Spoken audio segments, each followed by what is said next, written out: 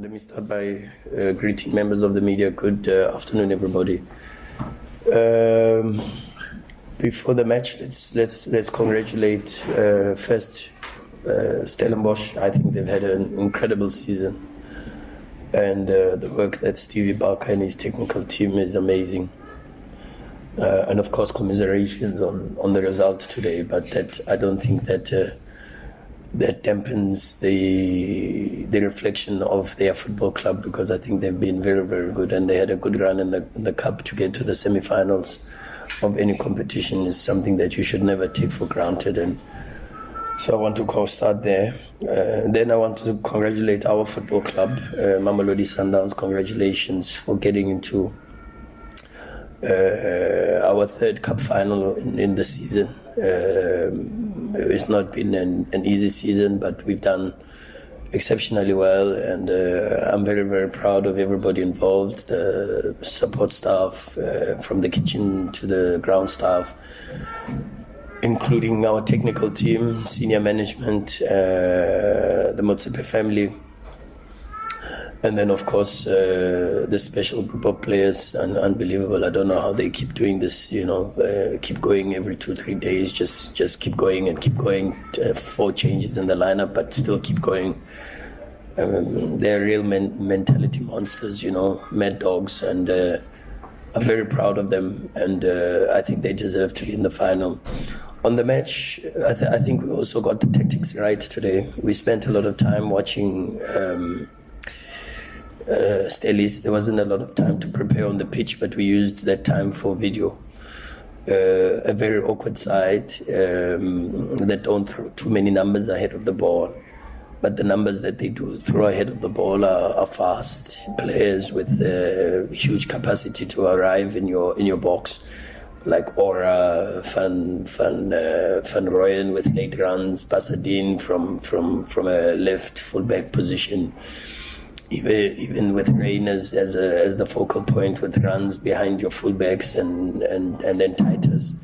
And then, of course, like the trend is always Van Wyk comes off the bench and he increases the intensity and the tempo. And so we beat a very good side, and I think that we got the tactics right. The game became a bit complicated after we missed the penalty. But it's bittersweet, because I look at it and I say to myself, I want us to score the penalty, and I'm very proud of Peter with a difficult run, still putting up his hand and saying, I want to take it. I'm very, very proud of him for showing that mentality, but I'm more proud of this football team and this group of players. When I say to you that they are good human beings, this is exactly what I mean. They sacrifice the penalty, and they say, let's give it to Peter. And this shows what type of group we have and the type of players that we have, and I'm very, very proud of them for demonstrating that selflessness and that brotherhood, to try to get Peter on the score sheet so that his confidence can improve and get better. And it's an amazing group of players, and I'm very, very proud of them. Thank you very much, Coach. We'll get questions from the floor. Start here in front. Coach, would you say maybe you lucky in the sense that, especially with Divine making that second challenge and avoiding the yellow card, perhaps maybe? I think even before I go to the second incident, I thought the first yellow was a bit soft. And I watched some of the games. I watch a lot of the games. There was a game I watched, I won't mention the name, and then I heard the commentator, and I think it was Mark Leeson actually, who commended the referee and said he's managing the game because that foul happened a little bit too early for the stature of the game. And I think if I stand to be corrected, Big Mark. And then when I look at that one with Divine, and I looked at it again, and I said, the first one maybe is a little bit too harsh, especially also profile of the game, the time so early, blah blah blah blah. You can go into that space, and then of course he puts himself on the edge when he goes for the second situation. But it also starts because we allow the ball to be delivered that area, and then it becomes a speed race. and then it's a bit difficult, you know. But I think some of them go your way, some of them don't go your way. And then we were forced to contribute to the performance of the team, because we could go with it the way we could go with it, or we could make the sub, and we decided to make the sub, and I thought we were spot on with our subs today, even at halftime, to introduce Lodge for Tesh, and Tesh was playing well, but Tesh has just come back into the rhythm, and playing 90 minutes a few days ago is not easy for him. And so I knew that if I don't make a change at halftime, I lose an opportunity for a stoppage. And then I've got 4 subs to make with only 2 stoppages in a cup game, and that becomes very, very difficult. And so there were a lot of small details that we had to pay attention to, and I thought today we were spot on with that, yeah, I don't know. It can go that way. They can manage the situation, but maybe you've got to compliment the referees for trying to manage the game of a semi-final, leaving it 11 versus 11, and maybe not causing as much controversy as we've seen over the last couple of weeks. And maybe that was the thinking from the officials. I don't know. But like I say, my first instinct is that maybe the first yellow card, the first incident where he got a yellow card, I thought that was a little bit soft. And maybe then when he goes for that second one, that's the one that he should have gotten a yellow for, in my opinion. And then you're not talking about whether it should be a send-off or not. But that's perspective, you know, and it's a perspective I choose because I will always protect my players and my team, and be biased in my outlook on things. Questions? No? Coach, just how emotionally taxing has those last 8 days been? You know, from the exit of the Champions League to the 2 league games to this. I mean, on yourself and on everybody else. No, it's been tough, Rob. It's been amazing. It's been a roller coaster ride, you know. And there's no moments that we won the league. The next day at training, Ron Williams says to me, "Hey, can you smile a little bit?" And I said to him, in the good moments, I try, and I've learned this because I've failed so many times. When you live, and I have to thank the people that raised me. When you live life, you experience more failures than successes, and what that teaches you is that in the good moments, you're not too high, but also in the bad moments, you're not too low. And I think that helps you live in a space of equilibrium. You know, you move with life and you accept.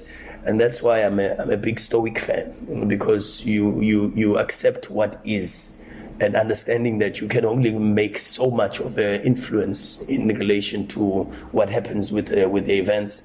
And that's the way I approach life. I focus on the things I can control, which is the work ethic, the intensity, the energy, the lineup, the tactics, the watching the games, the training sessions. Those things I put 100% focus on, and then the rest is amorfati. You know, is you know, you have to allow the universe to decide. I read something so powerful the other day, in fact, to answer your question, and I don't want to change this into a religious session, but I read something very powerful the other day, and it said, at times we pray to God and ask to eat, but then we complain about the amount of food that is on our table. You know, you pray to God and you ask to be the best. You want to be the champion. You want to coach Sundowns. You want to win things. These are our prayers. But then God gives you, and He says, okay, it's got a price to it. And now you're complaining about the price, but yet you asked for the divine blessings. And so when they say blessings and burdens are cousins, I suppose this is exactly what they mean. The back and then. Coach, can I ask you if a double, winning the league and cup double, which is a rarity in this country, plus being the first side to ever finish a league season unbeaten, would that make up for the disappointment of the Champions League, given that Champions League, as you said on many occasions, is your top priority?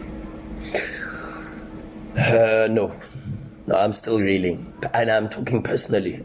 I am still reeling. Someone tried to console me and said to me, "You've got a double already. You've got the AFL and you've got the league title. So why are you still reeling?" But I'm reeling. I must say to you, I feel like I've let the club down. I feel like I've let the supporters down.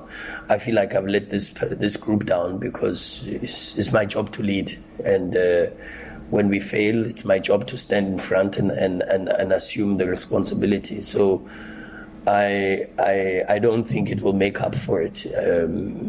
We deserve to be in the semi-finals of the Champions League. Based on the performance of the semi-final in the second leg, I think we did enough to give ourselves a chance to be in the final. Things didn't go our way, and when I say you need luck a little bit in the Champions League, this is exactly what I mean. You know, in a moment where we had momentum and creating chances, there was a thunderstorm that stopped the game, and then there was an injury to Maseko, and all these things they play. You know, so for 45 minutes to deal with pressure, to 20 minutes of dealing with pressure is completely different. And then the anxiety of having to play in the next 45 minutes, and it's not easy. The unavailability of our stadium for a 3:00 kickoff on a Saturday with an extra day to recover, and the conditions of altitude and heat against a North African side. Those things are minute details, but they are minute details that could swing things into your favor. But we didn't have those, you know, so I can't complain. I've got to accept, as I said, even from a philosophical perspective, I've got to accept what is and what the situation is. But that doesn't minimize the pain. The pain is still very, very deep, and I've already apologized to the club, and now I can apologize once again for that failure, because I take it on my shoulders, but that doesn't mean you don't try again. And try again, because eventually we will win the Champions League. But we've got to continue and persist, because it's not an easy competition to win. And you've seen it. How many trophies have with the teams that were in the last four? It was just myself and Kola that were in the semi-finals again, back to back. No other coach was there, and then, for the first time, we did a back-to-back semi-final appearance where Wydad, Al Ahly, Esperance have been doing 7-6 in a row. You know what I mean? And then you've got possibilities of saying, of the last four that were in the Champions League, there was 21 trophies, or win trophies, Champions Leagues, and we had one. Al Ahly had more than everybody else. Mazembe had 5, Esperance had 4, but we had 1. And so sometimes when I speak about this thing, I'm just putting it into context how difficult this competition is. But that doesn't mean we don't hope, we don't work, we don't dream of winning it. We are still going to try and win it, and still try. And I'm 100% sure that Sundowns will win the Champions League. One day Sundowns will win the Champions League. Yeah, Rhulani? Coach, so you have already won the league. Your most important game is 1st of June against Pirates in the final. So how do you approach the next 3 and odd weeks, or if the drive for finishing the season unbeaten, does that keep you going before that game?